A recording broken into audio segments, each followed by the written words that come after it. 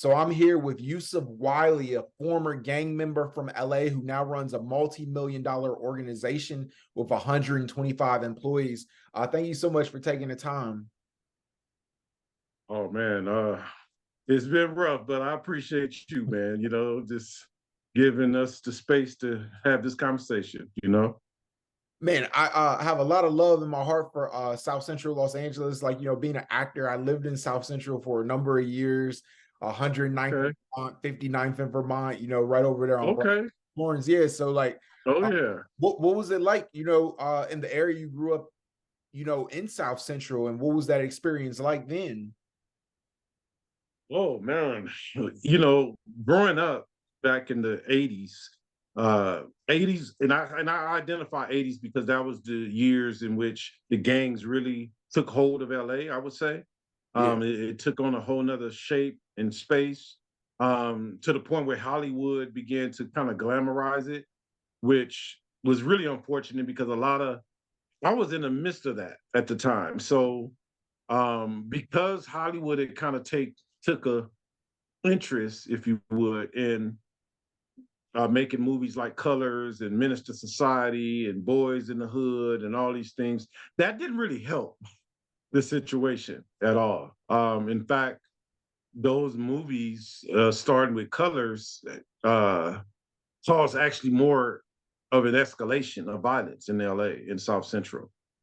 And being in that era, growing up in that time when gangs did become not just street fights, but gunplay and knife play, it was hard. And you had to make a choice. It was literally, you had to make a choice. If you grew up in an environment where there were gangs, whether it was your neighborhood, your community, or the school in which you went, you had to make a choice. And it's unfortunate because so many young people like myself, the choice was either um, join a gang, or be a nerd and be bullied, or sports. But one of the things about those three is, because I did take sport, Right. but the problem was the influence. So if I'm being influenced by the environment and the gangs, then my grades don't stay up. So I lose out on the opportunity to play sports because your grades have to be at a certain level in order to continue in sports. And so, and in our case, many of the sports, the activity, gangs were already had penetrated even the sports that we're involved in, like football and basketball. So it was really tough for a young person like myself growing up in that time, in that era, where we're trying to find ourselves and we want to be important. We want to be special. We want to be looked at as a certain type of way by the community, by our peers. It made it really tough. And so I think for people growing up in South Central Los Angeles, if you didn't get out, if your parents didn't decide to get up and move to the suburb somewhere, you were in it. You were all the way in it, man. And I do recall friends of mine that I went to school with, middle school, junior high school, and their parents leaving and moving to a suburb community. And they turned out all right. They actually didn't get involved in the gangs. And if they did, it was very mediocre, lukewarm, if you would, level of it, to where hey, I just identify this is my old neighborhood, blah blah blah. But I'm still going to college. Forget that. I'm going to school. So Man, after spending 22 years in prison, do you have any mhm, insight on what could have prevented you from being involved in gangs besides moving? Because I think you offer that as a possible mhm, solution if families can't afford to move, but there's people who are in South Central probably mhm. living with those similar situations. Obviously things have changed since the 80s, but Yes. what do you think, have you gleaned any insight of what would have prevented you or a child in your position from joining a gang? Yeah, and I'm going to always say this, and it's education. It's the type of education that we can obtain through the public school system, which that's been an argument for many, many years now. People are still having that same argument, right? And people are wanting to take their children out of school, public schools, and homeschool, or they can't afford private schools, so they homeschool. So to me, to even to this day, that's still a big issue. I think, and I can give you, let me give you some really deep insight into this psyche of this, right? Um, when I was in middle school, and this is where I realized that I was gonna make that choice between going straight or ended up involved in gang activity. The teacher, typically teachers call out the student and say, "Hey, answer this problem or read from this chapter in a book." I was struggling with education. So, as a way out of having to read in front of my class and be embarrassed and be teased, I took the approach, I ain't doing that. I'm this tough guy, right? That's naturally going to attract the bad elements of the neighborhood, the community, the fellow students that's in the class. And that's when you end up separating yourself from that group and that group. And when in reality, if the teacher had to pull me to the side after that day that I refused to read and say, "Are you okay with reading in front of people? Is that, you need some help?" I think I would have responded, "Yes, I need help. I'm not that good of a reader." So, as a way to cope with the fact that I'm struggling as a teenager to do well in school and earn good grades, I chose to be the class clown. I chose to be this tough guy. Oh, I ain't doing that, I ain't got. But in reality, I was just struggling. I didn't want to be embarrassed. And it's so many other young kids that became members, just like me, had the same reality because they just didn't know. Because one of my closest comrades back in that time, he went by Cyclone. That was his name. Lunatic, Cyclone, Maniac. Some of my closest friends that became gamers, I know for a fact that they struggled with school. Right. I know for a fact they came from poor families where they wasn't eating that night. They was hungry. They was coming to school hungry. They were starving. I was getting lunch money. My parents were working parents. So I got lunch money before I went to school. So I would share my lunch with those individuals. Those same individuals and us together, we became like the most notorious gang members in our neighborhood.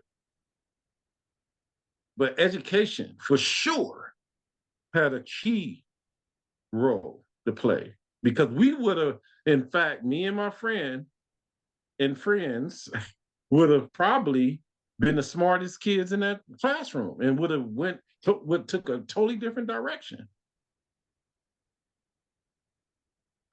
You know, having like insight into the criminal justice system, do you feel like it actually like rehabilitates people? Because I look at it and I see a changed man, but 22 years is a long time. Do you feel that was necessary to get the point across, or do you think you could have came home earlier and been a productive member of society?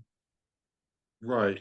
I think I could have came home. I believe I could have came home earlier, but and that's where I compare our criminal justice system to other like European justices systems like France, Switzerland, Germany, where there's been research done, where they have this kind of program where if you do go to school, if you take a trade, you get points and you actually get credits, and that'll land you outside of the institution. It'll take you to your family on the weekends and things like that. So to your point, yeah, 22 is a long time. 22 years is a long time. And I felt like I learned my lesson after maybe 10 years. After 10 years, I was ready. I was ready to come home, right? Um, but what I did, I took advantage of whatever educational opportunities I had in there. See, the difference is everybody there was like me. So it was okay to go to school and be the not so sharp, right? Because everybody in the classroom is literally was trying to figure out math, trying to figure out reading, was trying to figure out science, right? So it was okay. Wow. Now that you've been free for a number of years and you've given back to the community, you provided a Hmm. number of programs such as housing for reentry and unhoused Hmm. individuals, and also workforce programs. What do you feel like inspired you to make the change, and how did you do it? Wow. So what inspired me was my dad. My dad typically, my dad hardcore, old school. Rest may him and my mom both rest in peace now. I'm sorry for your losses. Typically, yeah, thank you. Typically my mom would write me. She would write me, send me letters. She was the one always sending me letters, and Did they die while you were incarcerated? no, since I've been home, actually a couple of years ago. So I got a chance to spend about almost 10 years with him in That's a free blessing. society. Yeah. Yes. And um, so I ended up in solitary confinement for attacking a prison guard. And I got a letter from my dad. I'm like, wait a minute, Pops don't write letters.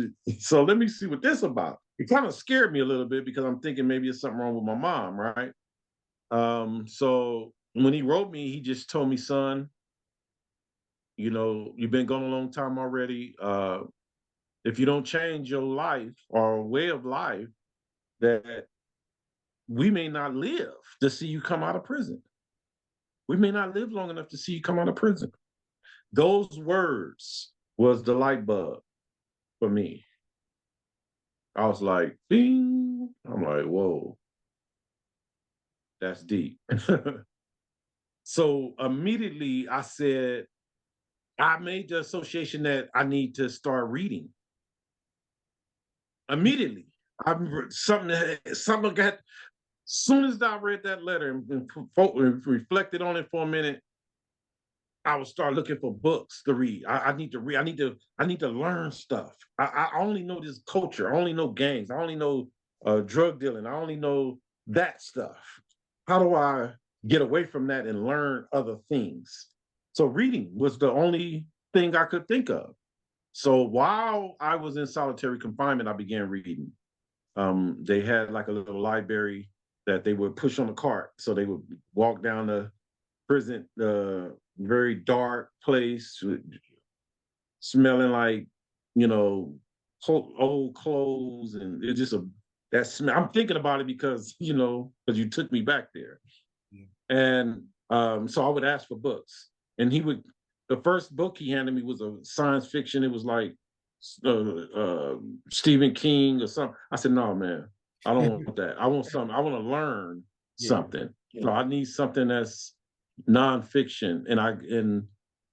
So I don't remember exactly what the first book he handed me was, but my mom started sending me books because I asked her in the letter to start sending me books, and she sent me Before the Mayflower.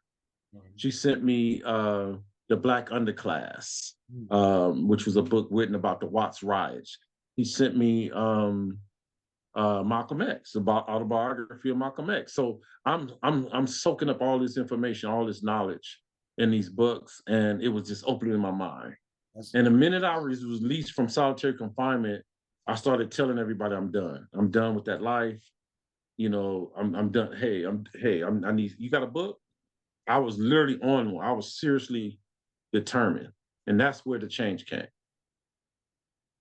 that's amazing. Like, um, what after, like, you're released, like, what is the conditions like, because like I feel like, sometimes and stuff, everything, you obviously had a support system being your parents who were waiting for you, but like, you Uh-huh. grown, like, and you go to like, Yes. you're not obviously going back to Los Angeles, you end up in San Francisco. Right. So how does that happen? Yes. Yeah. So prior to me being released, members of the community, Muslim faith community, other like social justice type communities began to hear about me. They, individuals that that was getting out of prison prior to myself, they would talk about me. And it would come up in ways like, man, how did you change? Or what happened? You used to be a different guy. What happened? Oh man, this guy Yusef, man, Yusef Wiley, man, he was in there, man. He was the man. He was like our scholar up in there, you know? And that's how I changed. I started going to his classes and blah, blah, blah. And so people got interested. They started, we need to meet this guy. And so right before I was released, some news outlets had reached out to a community leader and asked him, was he aware of anybody that, you know, comes to mind that they can do a story on from somebody that's incarcerated or soon to be released? And they like, Yusef.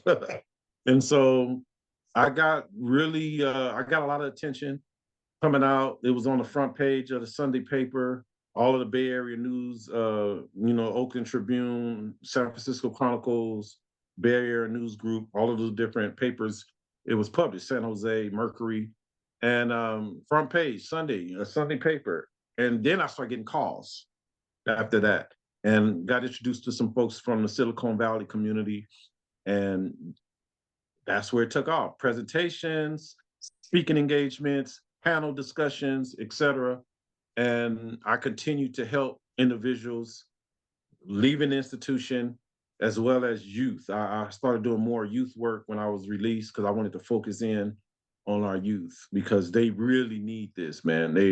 I just did a lesson yesterday talking about the need for financial literacy, especially in Black and Brown communities, specifically African American communities. The level in which we need to understand financial literacy is so much needed. So yeah, it's education at the end of the day, man. Education.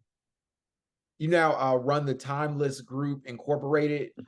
You employ 125 people in a predominantly African American neighborhood. Yes. Can you talk about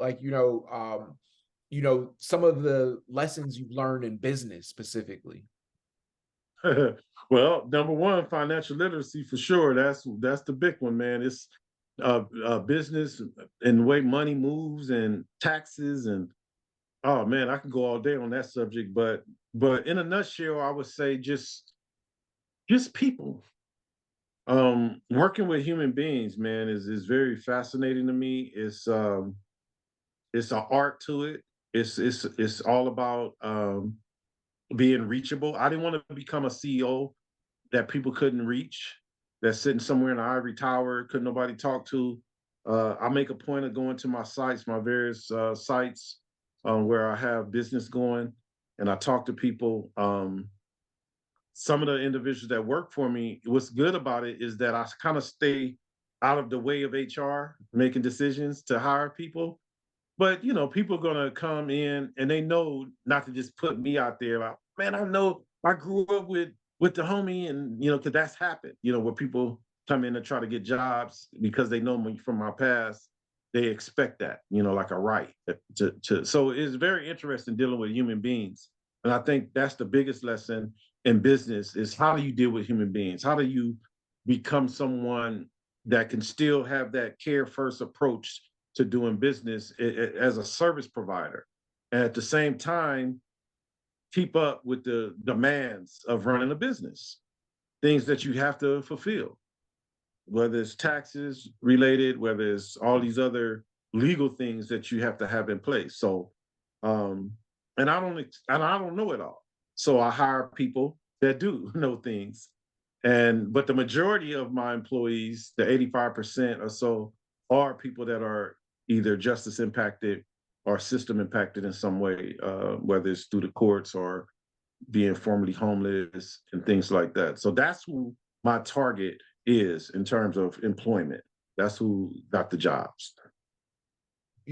Being someone from South Central, who's gone through the adversity of being in prison, but like now has a successful company, what would be your advice to other, people of color who are facing similar situations where they're not fulfilling their potential? How can they fulfill their potential?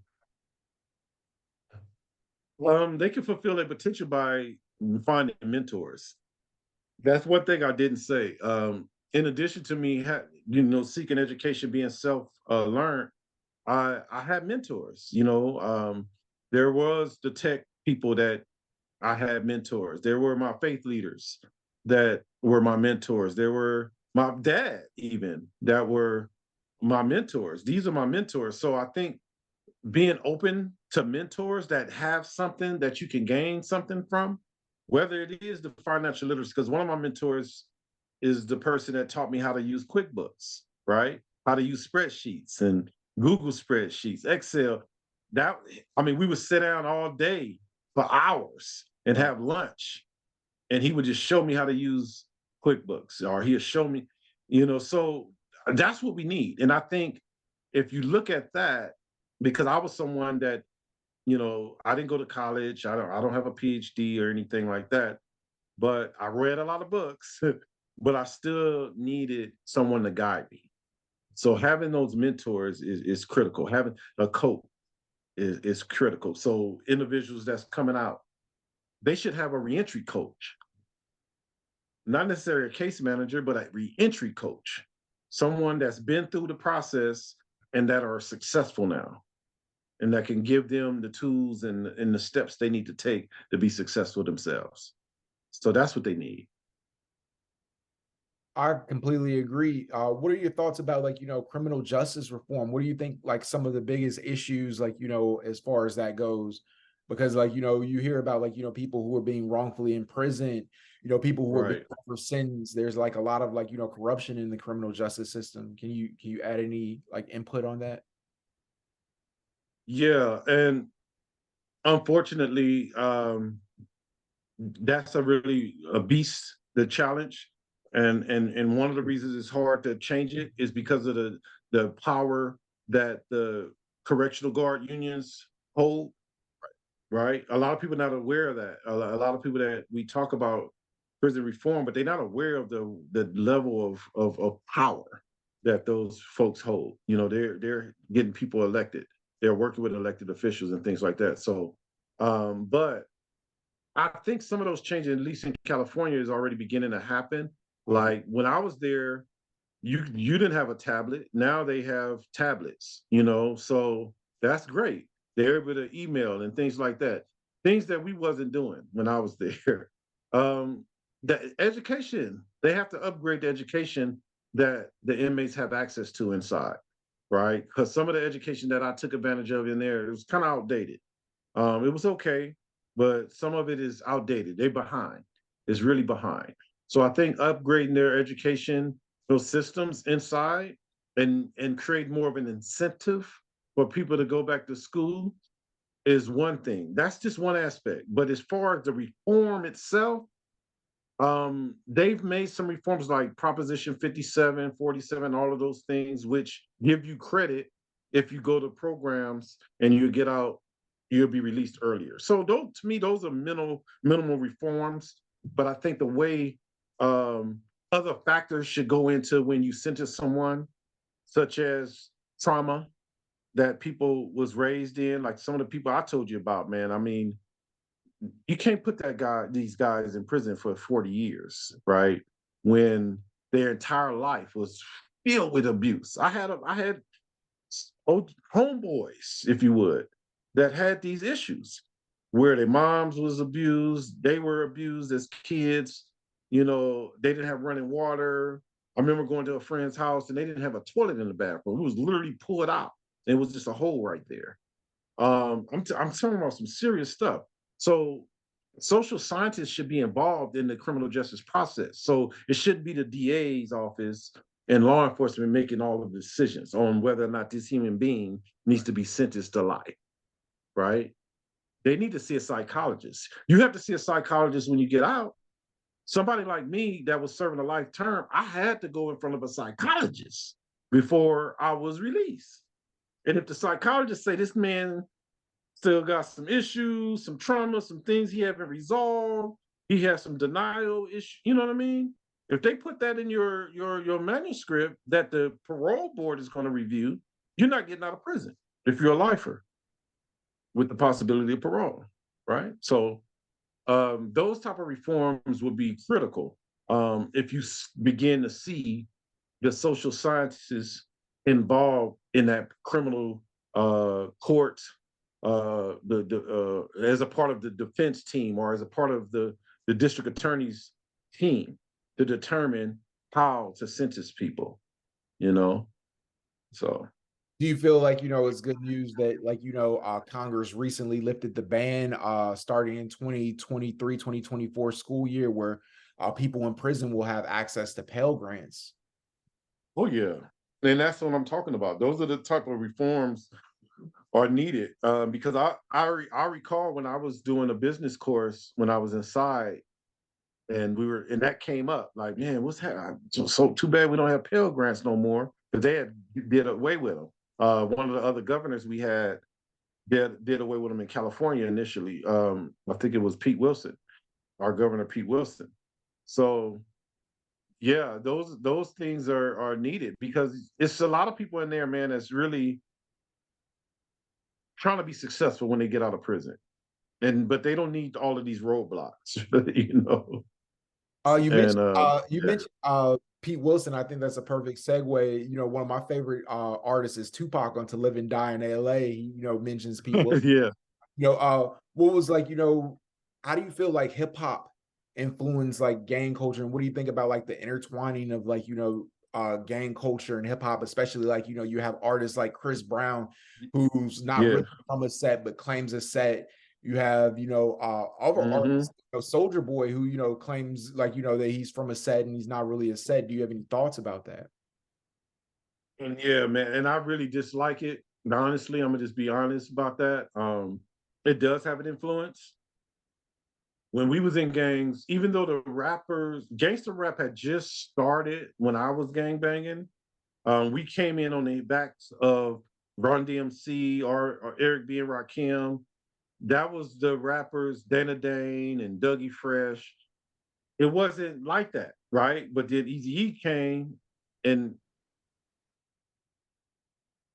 everything changed. The gangster rap took over. But I just wanted to say it was something, it wasn't just the lyrics, it was the music itself that did something to us. And we laugh about this now. Some of my, old comrades that, are no longer involved in gangs, we laugh about it now. Like, man, you remember how we used to put that music on, man? We'd be ready to ride on somebody, man. And so I know the music definitely has an impact, and even more so now because the lyrics are even more vicious in what they're talking about compared to when in the 80s when I was listening to rap, right?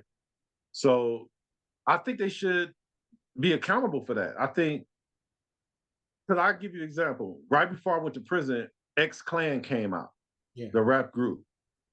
And I remember telling my boy Cyclone, I said, "Man, Cyclone, check this out, man." And I had the big, remember the with my mom's them still had the floor model TVs Okay. that sit on the floor. And you still had their old school cable TV and the rap channels, I mean the video channels, jukebox or whatever.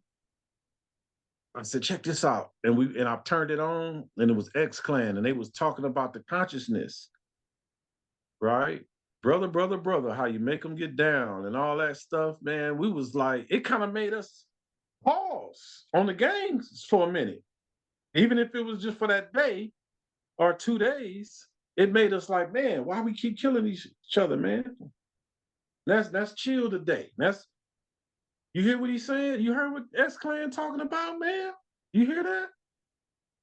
It made us pause. So just imagine if majority of the rappers was putting messages out like that. The like KRS Ones and the X Clans and the what if they had the level of influence that the Snoop Dogs and the other, Soldier Boys and you know had today, right? Can you imagine? Yeah, like, I cover a lot of hip hop, and recently it was this artist, his name is D1, and he called out like, Meek Mill and Rick Ross specifically, I think Jim Jones as well, Right, for like their lyrical content. Like, he right, feels like they need to have like, more responsibility in their music, with the message yeah. out, because they feel that it's harmful, you know, uh It is, man, and it's really no doubt about it, man. people can make excuses about it all they want. That people do make, they feel like, okay, you listen to music, it's your choice, your decision. If you decide to go out and do something about it, that's fine. But the bottom line is it influences. It has an influence, and I know it does. You know, what do you think, like, because there's been some allegations that the same people who own the music industry are also the people that are in control of the prison industrial complex, and that this is all Absolutely. agenda, you know. It's all interlaced, man. And mass media, all of it is owned by the same people. Whether you look at media, who owns media, um, and then if you look at the industry, as you just pointed out, as well as the prison industrial complex, that is absolutely correct. And until our people understand that um, this is where we are. I listen to Dr. Umar Johnson I love on a lot of things he talks yeah. about. Man, everybody don't agree with everything he says, Right. but He the makes brother some be on really, point. yeah, he does. He's Be on point on a very, lot of very great things, man. intellectual, you know. I love a lot of the points that he does make, you know. I was watching like a video not too long ago where we was talking about, like, what's going on in Africa, how, like, Hmm. the Chinese are pretty much taking over Africa, and they're going, like, Yep. because, like, they're not allowed to, like, I think it was, I don't know if it was like Uganda, but like you're not allowed to be citizens. So like the Chinese men are coming over there and marrying African women. Right. You know, Exactly. it's just Exactly. I saw that one. colonialism. Yeah, yeah. Yeah, I So, saw that. and Man, unity, man. We got to get it together, man. And what's funny about it is in prison, that's the most unity you're gonna see amongst African Americans. right, Because when you get in the prison and you see that the correction guards are against black, that you see that the Mexicans are against black, you see that the white Aryans and the skinheads are against black, and all of us that was fighting each other on the street for turf and all that stuff, we look at each other and say, man, we brothers. right, We realize that we're in prison. Now I know for sure in California that's how it is. right. Yeah, Um, blacks are so with the blacks. The Hispanics are with the Hispanics, and exactly. you know, Derek Chauvin, the police officer who murdered George Floyd, he was recently Right. sentenced 22 times by a member of the Mexican mafia who was also an Right. informant. Like, do you have any thoughts about that? I really don't, but I did. I predicted that something like that was going to happen to him eventually.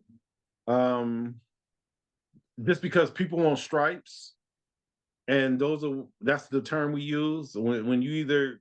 And one thing that if you try to get stripes, it's either recognition, credibility, or money. Get paid from it. That's the only reason you're going to do something like that. So cases that are considered notary or have a lot of notoriety, um, people in prison typically try to find a way to get in. That's an opportunity for them to get in some kind of way on one of those three things that I just mentioned. So uh, I don't have a lot to say about that. I just would say that, uh, how did it happen? For one, how did he get access? How did that person get access? I didn't really read all of the details about it, but it does make me wonder. Because typically, if you have a case that's considered a very high notoriety type case, they try to keep you isolated from folks. I did time when Charles Manson was in prison, right before he passed, and I remember when I was in solitary confinement, I was not too far from him, but you never see him. You're not going to see him. You're not going to have access. And that man survived all those years in one of the worst prisons in the state of California, man. Didn't nobody kill him. I guarantee you people would have killed him if they would have had access to him or tried to kill him. So that just to me, you got to look higher up as to how did that take place, right? So I mean, you been out of prison now for more than a decade. I think I heard someone say like once that, like, when you go to prison, it takes, like, almost as much time as you spend in prison to readjust to society and like, get Yep. acclimated to like, being free again. Do you feel that? Hmm. No, I don't know all the way agree with that, but I do say that there's residual effects from being in prison. There's things that smells and things like that, or a friend of mine, he did similar time. He still experiences this, the dark, like being in the dark, because we were never in the dark in prison. Right. So, you need a nightlight on. So I had a conversation with several of my employees. We just all sat around and talked about it. Who all of us are formerly incarcerated. And all of us said the same thing. Like, man, I wonder, that's a trip, because we never was in the dark. It's always some kind of nightlight on or something inside prison. And you were there 20 something years, 40 years, 30 years, whatever. So, things like that cause triggers. So it takes a while for that stuff for you to come out of it. Night sweats, or just feeling like you got to get up and fight because you was in a dream and you don't know where you are. Me sleeping in the bed with someone else, and I used to having somebody laying next to me, my wife. That's something that's still a challenge for me. I sleep by myself a lot still to this day because of it. Because I might, do like that, and because I don't think nobody's supposed to be in the bed next to me, right? So it's just it does take some time on that level, but in terms of being able to acclimate in the world and engage and be successful, it doesn't. 5 years, you should be straight if you got the right people around you in the right state of mind. 5 years. Not too long ago, a streamer, Kai Sinet, I'm not sure if you know who he is, but he did a 7-day live stream from jail. Like a lot of people were upset on social media because they felt like it was glorifying jail.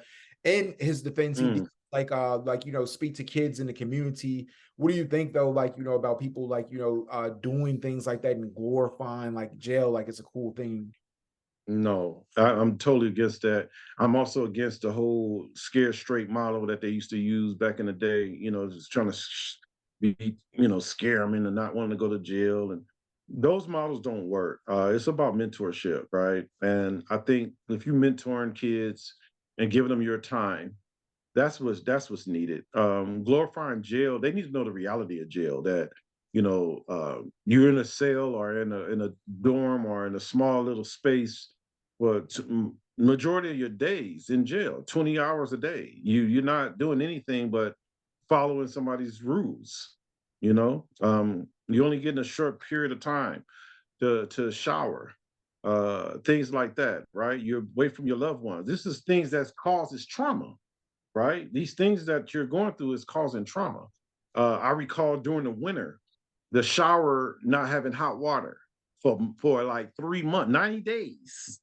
We Wow. didn't have hot water, and the water was ice cold because it was already the winter. So come on, man. Yusef Wiley, thank you so much, for taking the time. I really appreciate it talking to you. What's next for you? Oh man, just speaking engagements, putting a show on the road, so to speak, trying to help other communities across the states, across the United States and elsewhere.